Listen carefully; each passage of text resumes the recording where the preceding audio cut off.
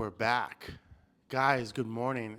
It's a pleasure to be back. If you know anything about Arizona hiking weather, it is hot here in Arizona, so we had to skip a season during the summertime of hiking. So all our schedules for hikes with our guests had to get pushed back after the summer season. We are now in winter in Arizona.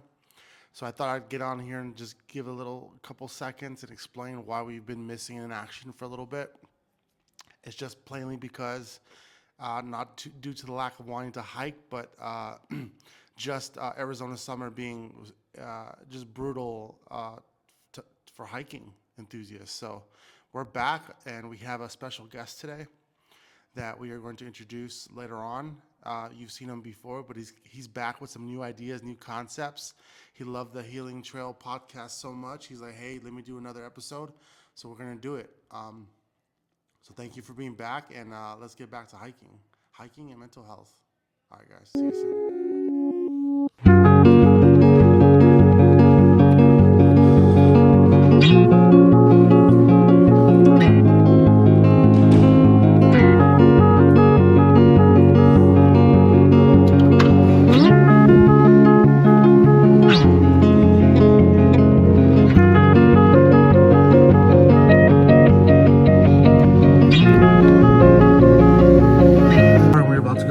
Guest. So I'm actually gonna have to use my phone for GPS. So I'll see you guys in a little bit. We'll actually see you. We'll grab some coffee first, and then you'll see us at the trailhead. Okay, guys, I'm so excited. Thank you for being here.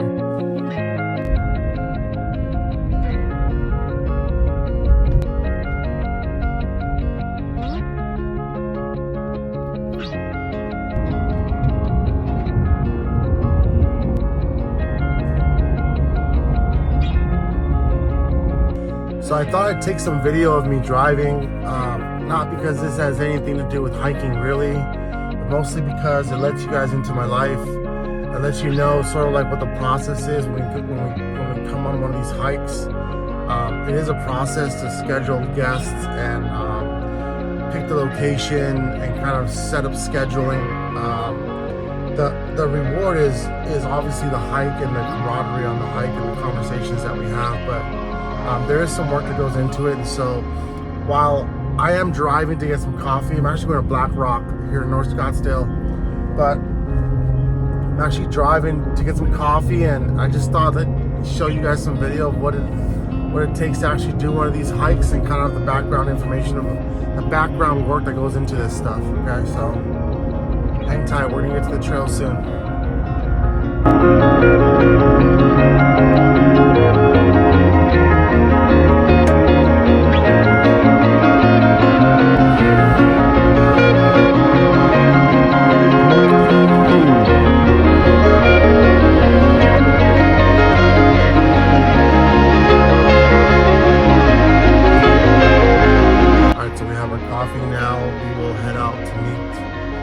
Guest, Michael Swett. See you soon, guys.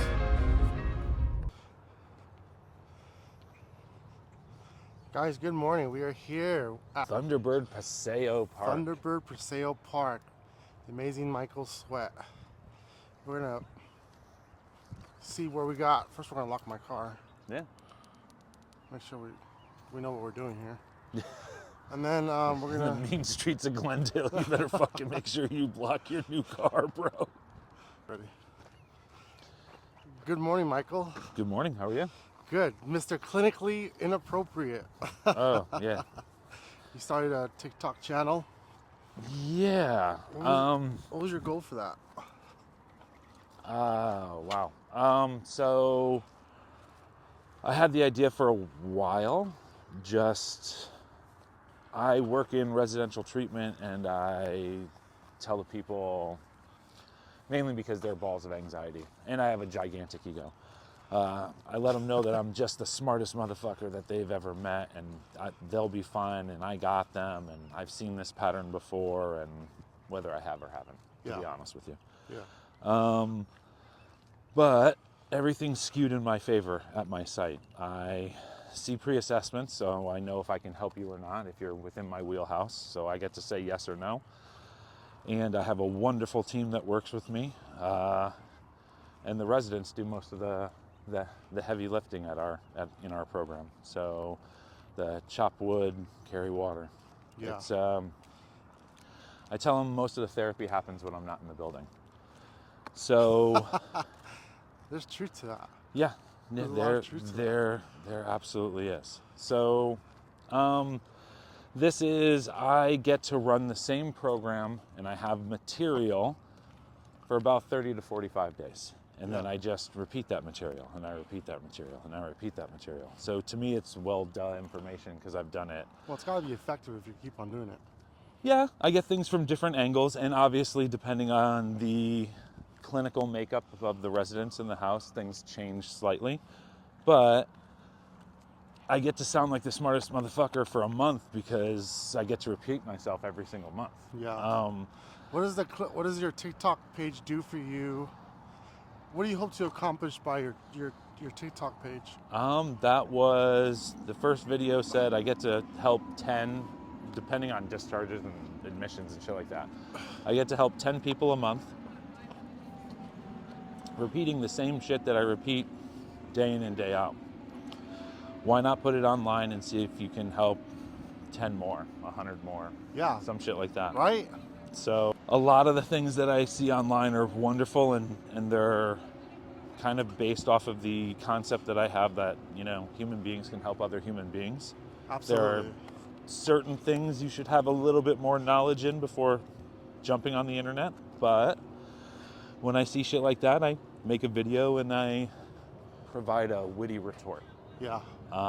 Or I overhear absolute genius perception and concepts from some of the most broken people. So I throw that online. I often say, I learn more every single month than they ever will. I have 10 teachers. So it's just trying to spread the knowledge a little bit. Yeah. Plus, the first time we did this, selfish. The first time we did this, a former client saw it. I don't know how. But if they take some solace in this bullshit, I'll take that too. Yeah, they said you're one of the best therapists ever. Yep. There's some truth to that. Yeah, she's so smart. Yeah. But I think there's a trail over there. Is there a trail over there? sure, I don't care. Let's go see what this. I'm making Michael walk through this, guys. What's the worst that happens, Frank? Worst that happens is one of us gets bit by a rattlesnake, Ugh! and then we have to jump on the other guy's back. And we'll wade through this tall grass like a jungle forest in Guatemala. Like, who gives a shit? What do you mean by it was selfish the first time? Selfish? Oh, I do this for the ego boost. Oh yeah. Like, so I'm a fucking, all right, another one of my concepts. People press pause for a month, and that's a gigantic commitment, right? So I want to honor that commitment. I want to do the best possible that I can for them. It's a lot of responsibility because technically they do the work. But anyways, out of that 30 days, I see them for 20. So they assume they're getting 4 weeks of treatment. I know they're getting less than 3. Yeah. With that, I don't really even meet the person for the first couple of days. That's gonna be dangerous for your ass. So whittle it down. I don't know. Got it? Here, go. Lower back. So sexy. No, I don't know. Would it be a trail? That's for slipping in dirt. Yeah, that's a trail for people with 4-wheelers, bro. Yeah. Cool. No, I don't know. It's I drive home. I find it funny that most people in society tell me, like, we can't talk about religion and we can't talk about politics. I mean, not so much anymore because social media. But if those were the no topics, like, I don't know if I said it in the first podcast, I probably did. Like, I talk about rape and death every fucking day. Yeah. So, religion and politics are fucking laughable to me. Yeah. On the drive home of those 20 days, 5 to 10 of those, I'm crying because the stories fucking suck. And How long have you been doing this, Michael? Residential? As a therapist? Therapist, like 6 years. Like licensed therapy, 6 years. Although for Arizona Children's, I was unlicensed and doing the same shit. Yeah. So, yeah. A quarter to half of the days I go home crying. And about a quarter of the days, I drive home feeling like the smartest motherfucker on the planet. Yeah. So, I selfishly do this shit for those days. Where are we? Now we're on the wash path, which we'll end up going and then we'll go around. Yeah, Doesn't matter. Let's do that. I don't give a shit. You okay with that?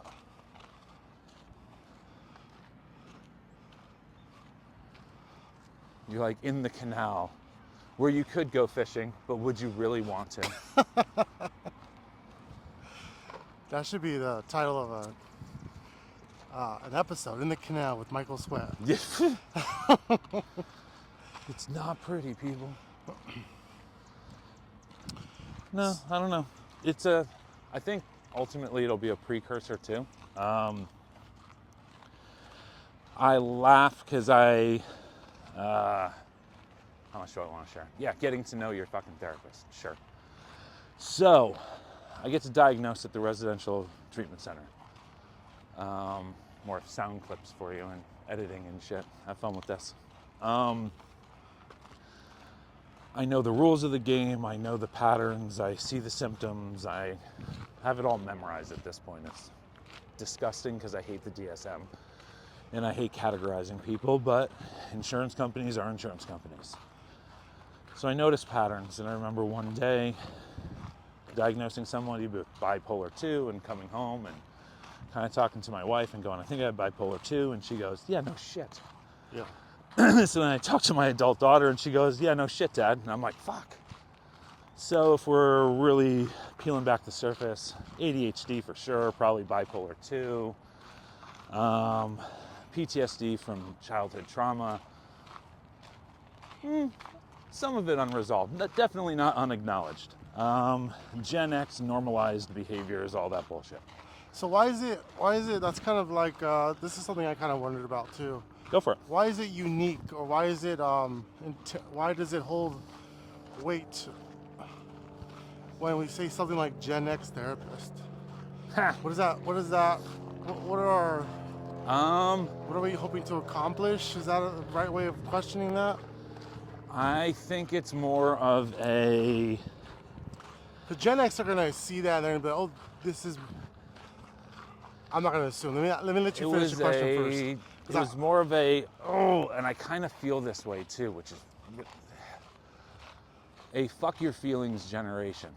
So doesn't matter what you're feeling, just perform the task, rub dirt on it, blah, blah, blah, this and that. It's probably why my generation has produced so many undiagnosed borderline personalities and fucking narcissistic personalities. Yeah. I would say... Because they would say what? If you went to that generation and said you're narcissistic, they would say what? Here's the problem. This is how I define it at the residential. Unless it's full blown, like when I do the assessment and it's like, that's what it is. Yeah. I let them know what traits they have. Yeah. And luckily, I fall under that little loophole of if they've been using, I technically can't diagnose a personality disorder that early. Yeah. But I let them know their traits. With the G.I. Joe cliche of knowing is half the fucking battle, I let them know what they're up against. I also believe, like, wholeheartedly, 90 to 95% of my generation would fall under one of those two fucking categories, or both. So, not that that's really clinically, but we all have the traits of that. Like, we were all neglected, it was all normalized. It is what it is at this point, but I see people of my generation in my residential all the time, and unless you at least acknowledge that shit and you're ready to have like an open discussion, then you'll keep following the same fucking patterns.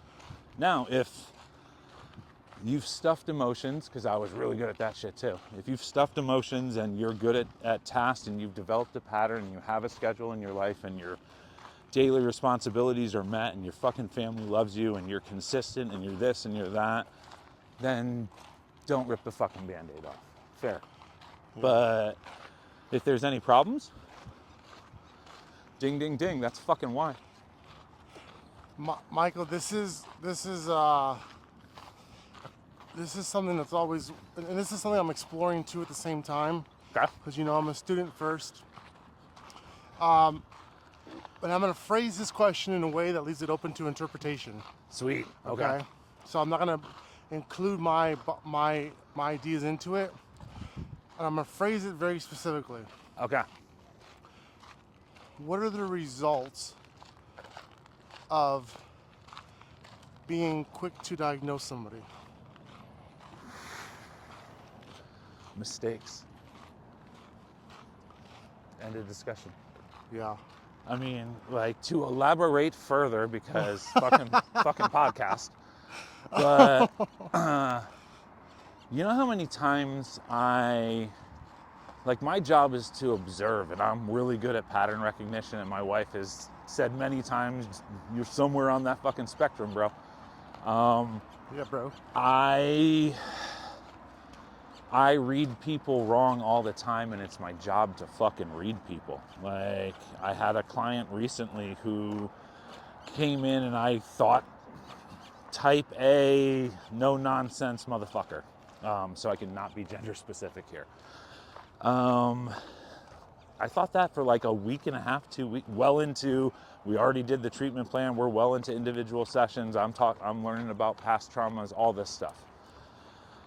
And then a couple of issues with another resident occurred, and it was extremely clear she was not the problem and I had misread the situation. Last 2 weeks of treatment, like I said, luckily for me, most of the therapy happens when I'm not in the building. So her programming did not suffer because I was wrong about my assumption. I was not wrong about the diagnosis, by the way. I was not wrong about the treatment, just her personality, her accountability level, things like that. Yeah. And those are paramount. So what happens when I quickly diagnose? Well, let's think about this in terms of like DSM-5 and like therapy in general, and just therapists outside of like specific situations, just in general. Like, what happens is you'll rush the diagnosis and it won't be as specific. The game we play right now, unfortunately, for most centers, is the insurance company will dictate what their authorization's for, whether it's mental health or whether it's substance abuse. That's your primary diagnosis. I don't like that. I could swear a lot on this.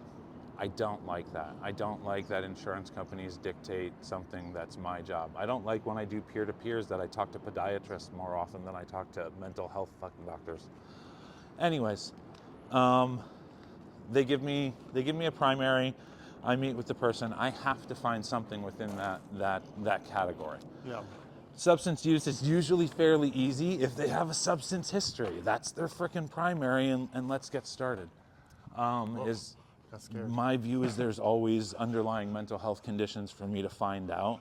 But if it's substance primary, bam, and then I have time. If it's mental health primary, there's assessments. Sometimes they have diagnoses coming in that are well fleshed out. Sometimes I actually trust the provider because I've seen their work before. 99% of the time, that's not the case. And you have to go with something general unless it's blaringly obvious. Or if they've been using, you technically can't nail them with something really, really heavy. You should wait about 90 days. I don't have that time. I'll wait till the end of 30, but I'll know that somebody can poke a hole through my diagnosis if I'm wrong, which is why I'm very careful about not being wrong. And it gives me the 30 days to really flesh out any mistakes. So for me, I can see major depressive disorder. I can see generalized anxiety disorder. I can usually see PTSD. I can definitely tell borderline personality disorder, but that's only because I've been in the field for so long, and members of my family who shall not be named. I myself have borderline and narcissistic personality traits because Gen X. So the ones I don't hit right away, unless you came from a reputable hospital and I know the psychiatrist, and that counts for 4 people in Arizona right now. Schizophrenia, schizoaffective, malignant borderline, because that's a shapeshifter, that's a chameleon for sure. I don't take multiple personality, but I have had to diagnose it. I have had to diagnose autism before. That's a lot of fun. With my current licensure level, anyone can poke a hole through that, but the 2 times I've done it, I was right. You need time to properly, the human being is complex. Fucking Shrek, ogres, onions, like, peel back the layers. You're not gonna get, I don't even meet the real person for 3 days. That's 10% of their fucking time. They're a ball of anxiety. I leave them alone for 2 days until something bubbles to the surface and they have to talk to me. Yeah. It's, Wow. Yeah. insurance companies suck, but I also need to get paid. So there's things like Z codes too, but you'd have to dive really deep into the DSM to know the Z codes and the ones that the specific insurance companies pay for. And it's a gigantic clusterfuck of a game, and I would really I'd like to simplify it. That's why I do shit like this with you, or like I'm trying to post 1 video a night to my shit. Like, it's simple. Like human beings have the capacity to heal physically, right? Like scars, mending of bones, this, that, the other. You have the capacity to heal mentally. PTSD, multiple personality, you have the capacity to heal emotionally. Granted, you might be a dick or a bitch afterwards. Like, the question is, can you heal properly? So, throw the elaborate on information that? out. Yeah, What is like, healing properly? What is that?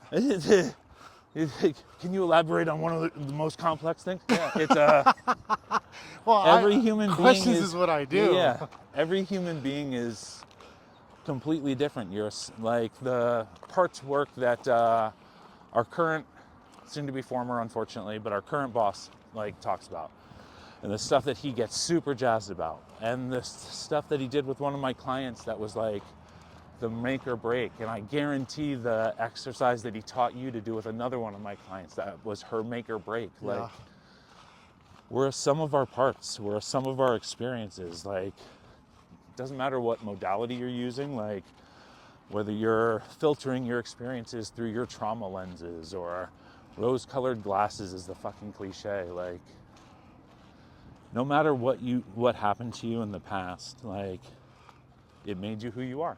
Yeah. So my only question is, and I usually get no at my job, do you like who you are today? Or do you like the possibilities of who you could be in the future? If you do, every fucking thing that happened to you in the past needed to happen. Yeah. It's, I don't like Ashton Kutcher. You don't. Like, but look Butterfly, like but fuck you. Maybe that's why I don't like him. I actually did like him, but like, not really. But Butterfly Effect, like, if you can go back and change some shit, you wouldn't be you. Yeah. Okay, hold on. I have a request. Okay, I have let's a walk this request way. if we can walk that way Yeah, on the I'm right good. side, because there's some like horses and barn stables over there. Okay. I kind of want to get in the shot. Okay. But Butterfly Effect, if you could change one thing, then it would change everything. Yeah. It would change the trajectory of the entire course. Would you go back and would you do it? No, Yeah. not anymore. That's what I tell my clients too. Like, the joke is, it always happens, like, it's at least once a month. Sometimes I repeat myself and I get like eye rolls, but like, I always have new clients. So Yeah. in the past, or if somebody's complaining about the past and I go, hey man, there's no fucking time machine. I guarantee there's no time machine, because I don't have the magic wand. Like, none of you stingy bitches better have it. And then they all kind of like laugh. And I'm like, besides, like, Ashton Kutcher Butterfly Effect, if you could go back and change that shit, like, what would have happened the day after? What would have happened the week after? What would have happened the month after? Would you have avoided those people? Would you have gone here? Would you have done this? Would you have done that? Would you have got hit by a bus next fucking Thursday? Like, It's if you like who you are today or the possibilities of the future, if you had a time machine, with our experiences, I will assume with your experiences, Frank, although I know a little something about something. If I had a time machine and I went back, that would be fucking torture. It would be fucking torture. I would have to relive my life, and my life has not been unicorns and fucking rainbows. So, why would I do that to myself?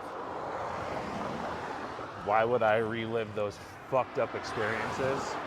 I'm gonna put you in a little danger here. Yeah, sweet, Frogger. I like it. After this car, we run.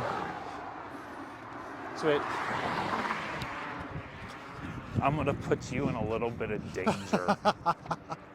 Fucking crossing the street in New York City where you step like halfway through the car. Like, dude, whatever. These nice little horsies. Yeah, weirdly enough, a little bit down this road, 2 former clients. So, Oh.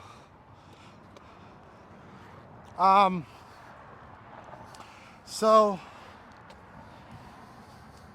I often wonder like what it does to someone's identity when you tell them that they are something and then they cling on to that identity for an X amount of time, that's what the results might be.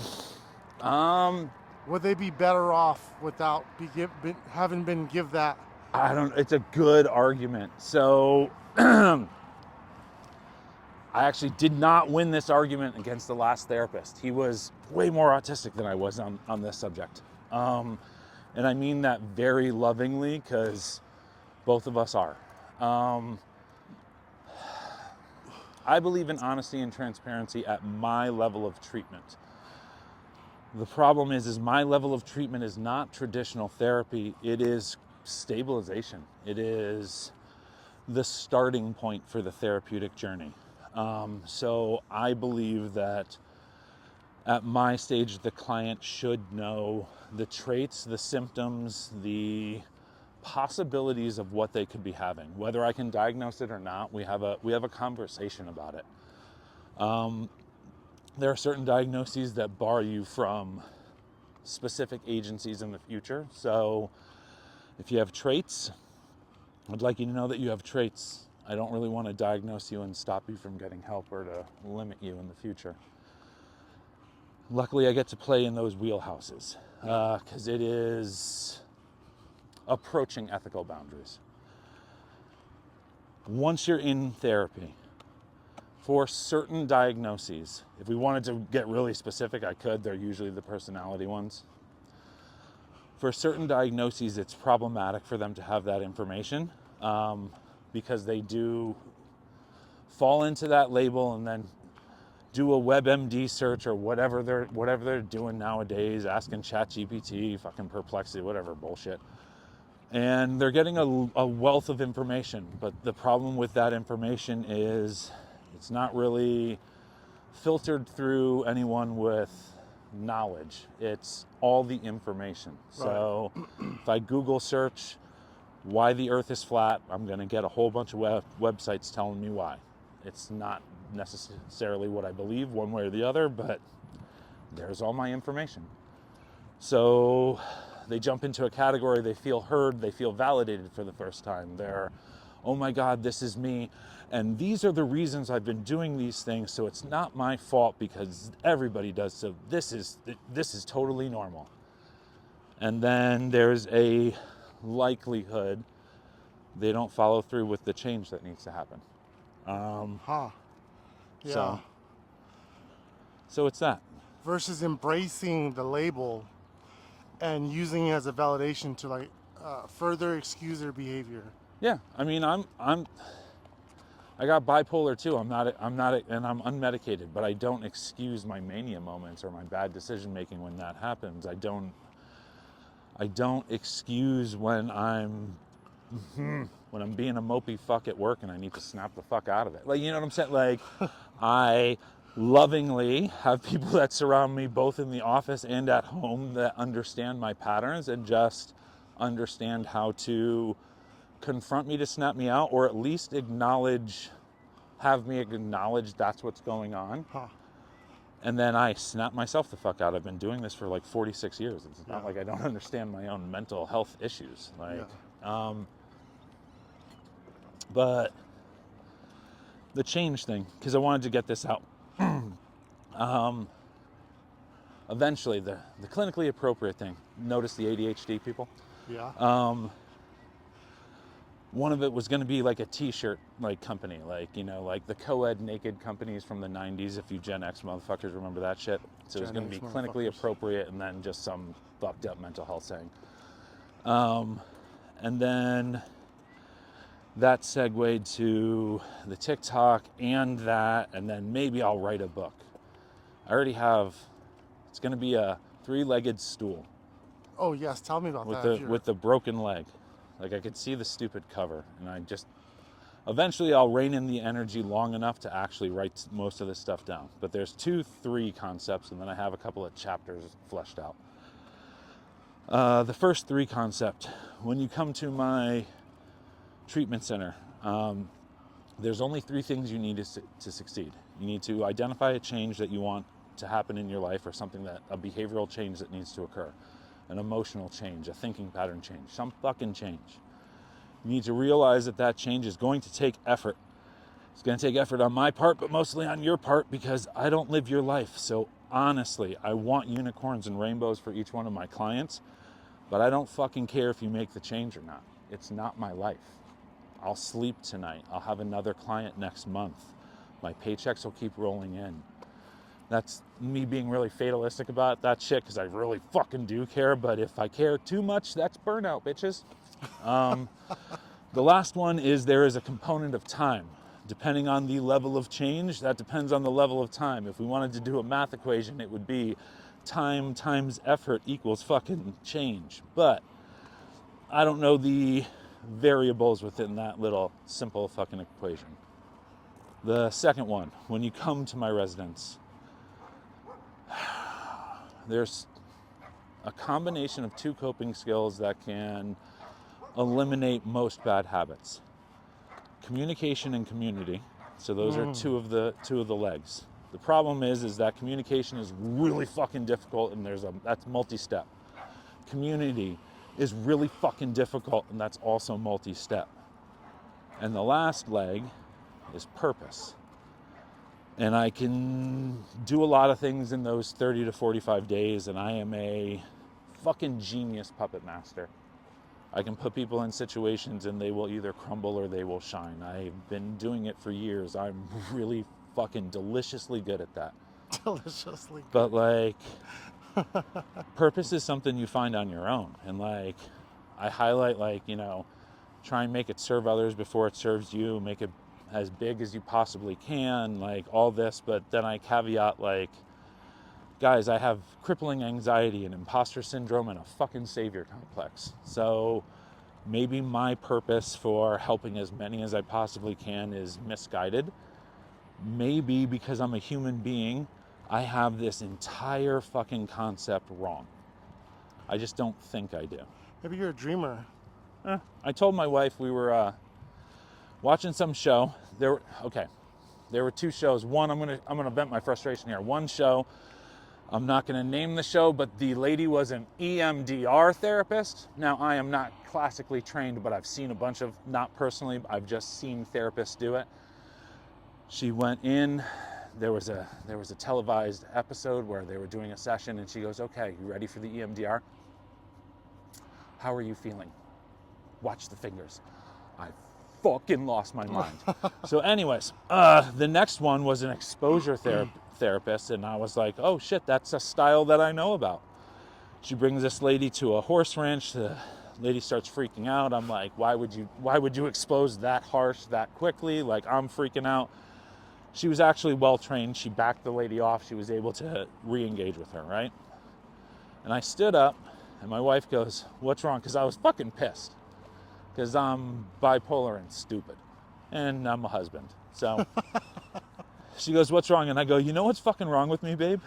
And normally when she asks me, I go, "A lot," and then I laugh. I go, "I'm either completely wrong about the therapeutic model, like just what should happen, how healing occurs, or I'm completely right. Like it's one of those two. The problem is, whichever one's accurate, and I'm humble, they fucking both could be accurate. I truly believe in my heart of hearts that I'm right. Yeah. So that's the fucking problem. If I'm wrong, I'll never admit that shit. Ever. And I'll have to fucking leave this career. Well, 'Cause, here's the like, thing. Here's the thing. Is it necessary to admit that you're wrong? And does that take priority over adapting to the new belief? I don't. That's the problem. Is like a I don't person know if I who's- could ever admit that I'm wrong because I have way too many numbers and statistics swirling in my head of past clients of going that. But it could be confirmation bias too. I think if you're an efficient person, you recognize that spending time being wrong, spending an amount of time being wrong, takes away from the ability to move to adapt and be efficient. If we're being 100% though, Frank, there is no way that the word fucking efficiency can be used when it's describing me. You could use tenacity, you could use unbridled fucking energy because I can whip myself into that shit. You couldn't even fucking use concentration with my fucking ADHD. It's just, I've set up systems where people recognize my limitations and they're like, hey man, you gonna fucking finish that discharge summary? And I'm like, oh shit, yeah bro, I'm right on it. And I get it done in 10 minutes, so it's not an issue, but it would have been had they not fucking emailed me. Yeah. So that's actually, I have two goals, right, in 2026. Number one, independent licensure, because what the fuck at this point? I know my path and why, but I'll sound very borderliney and very blaming when I do that shit, and it's ultimately, it was never one of my focuses, and now it is. So, independent licensure. Number two, actual fucking personal life and professional life efficiency. Like just slowing my brain down as much as humanly possible so I can actually like focus on tasks rather than focusing on all the tasks. Yeah. There's no fun in that, Michael. Well, I mean, again, like, it's, at our company, I play a vastly different game than everybody else gets to play. Like, I am absolutely blessed and fortunate. Like, the funny thing, I knew it was not going to happen whatsoever because we're also the smallest thing. But like, a bunch of people were talking about the recognition award and the employee of the year and stuff like that. And I was like, you know what I would say if I went up there? And they were like, what, you have a speech? And I was like, no, just like a funny observation about myself. Yeah. In every other company that I've worked for, because, well, you know, like ego, and results a little bit, but mostly fucking ego. In every other company, I expect to win that award. Every other company in my past, like, how could you clearly not acknowledge the awesomeness of Michael type fucking attitude? Yeah. Which, by the way, now as an older man, I realize how fucking annoying I must have been. But, like, just mentally, I was like, clearly I'm pulling more weight than the people around me, like blah, blah, blah, this and that. Yeah. If I had won the award at our company, I honestly don't feel like I deserve it. Huh. Like, I look at members of my staff. I look at like the Clinical Excellence Award. I'm absolutely the recipient this year, absolutely. In my head, there were like two others, you and Adonis. Like, it just was. Like I'm sure in other people's heads there were other people, you know, like before the name was announced and stuff like that. Like, oh, I hope it's one of these people, like kind of deal. But it's just, I see, at least in this company, everyone has the same heart. Not everyone has the same backgrounds. Let's go with that. or capabilities in certain situations, but everybody's willing, everybody's walked the path and just desperately wants to like grab somebody's arm and lift them up. So it's the one time where like I don't think I would have felt dirty. You would have felt dirty? Yeah.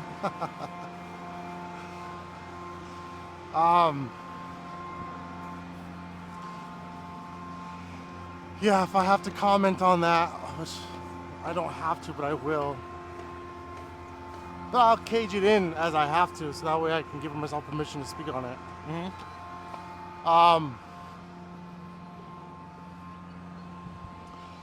I think the entire room deserves an award. Yep. You know? And if they could give out all the awards to everybody and it still hold value, I think everyone deserves an award. You think you deserve an award, I think I deserve an award. And then the question becomes, well, what do you consider to be an award? The comment, best therapist ever. Or listen, the behavioral health community is very, very small, and I understand, this might get me in trouble, but hashtag clinically inappropriate, motherfuckers.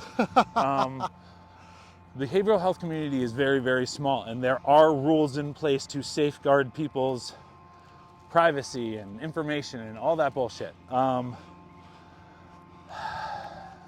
I want to know how you're doing, somebody's gonna fucking tell me. Yeah. I have a really good reputation. I fucking keep secrets. Someone's gonna tell me how you're doing. If I really want to track you with social media, this, that, you fucking think I can't. I don't, because that would definitely fuck with me. But like, my biggest ego boost is when clients have succeeded. Yeah. And I tell them all the time, like, you're the main character in the story. Write as many antagonists out as you fucking can. Like, your family's your protagonist, this, that, the other. In this new book, this new chapter, this new fucking metaphor, I am a footnote, nothing more. But I really like seeing some of those stories sometimes. Yeah. I got to see some people succeed. I got to see some people go from broken to getting awards in under a year's time. And to me, that was like,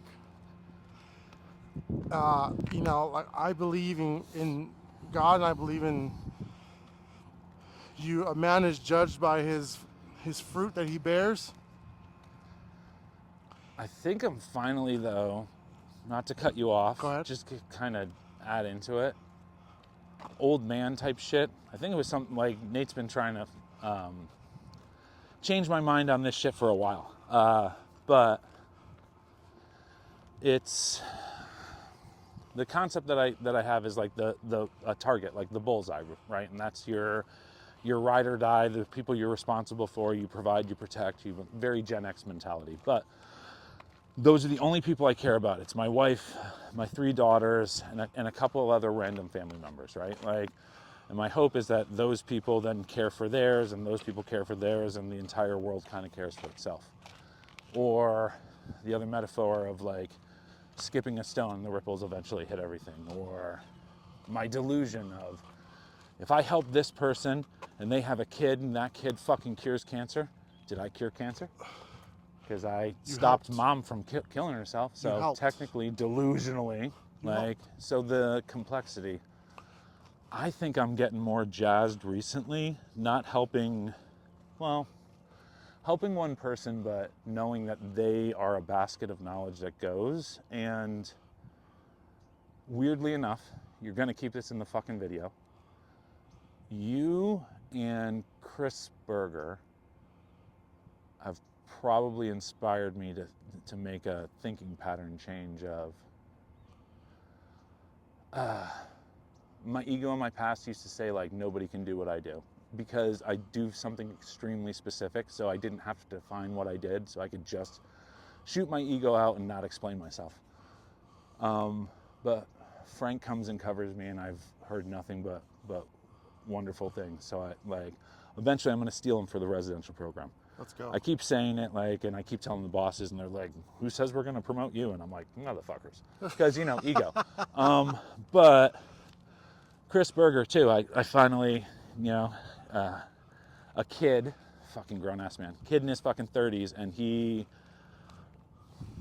got a dark past. Needs to go to school. Needs to get his fucking degree. But I mean, he speaks with a wisdom that I fucking have. And he looks at me and he goes, "Man, you're everything I want to be," and blah blah. And I'm like, he's another person that could do it. So now, opening my eyes to, well, if I help mold the next line, and they help people, then didn't I help thousands more than I could have on my own? Yeah, your legacy. So Yeah. maybe it's that shit. Maybe it's just that I'm an old man and I understand that my time is fucking fleeting. It's the only commodity I have. What's the most valuable use? And I think about momentum too. You either support momentum or you stop it, you restrict it. And like if you get a bunch of people in a room that have the same momentum and you combine that, that momentum is powerful than anything they can imagine or control. Yep. It just starts vibrating, and the vibration of that momentum creates change in people's lives in a very powerful type of way. Well, that's the. I don't know if the new person. Again, I don't want to drop names because like, I don't want. I just don't want any backlash, fucking professionally.